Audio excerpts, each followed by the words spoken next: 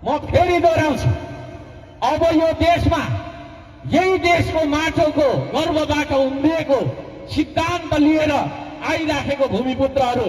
र तिनीहरूले तपाईँको चाहिँ गर्न खोजेको यो देशको उन्नयन र प्रगति, यो देशको स्वाधीनता, यो देशको तपाईँको अस्तित्वलाई पृथ्वी रौन्जेलसम्म राख्नुपर्छ भन्ने उद्घोषका साथ निस्किराखेको श्रम संस्कृतिदेखि डढाएर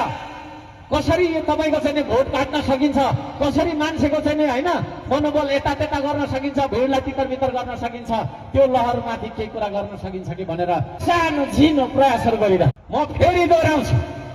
अब यो देशमा यही देशको माटोको गर्वबाट उम्रिएको सिद्धान्त लिएर आइराखेको भूमिपुत्रहरू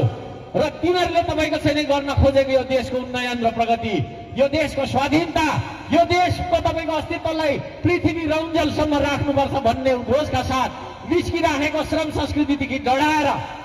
कसरी यो तपाईँको चाहिँ भोट काट्न सकिन्छ, कसरी मान्छेको चाहिँ होइन मनोबल यता त्यता गर्न सकिन्छ, भिडलाई तितर बितर गर्न सकिन्छ, त्यो लहरमाथि केही कुरा गर्न सकिन्छ कि भनेर सानो झिनो प्रयासहरू गरिरह।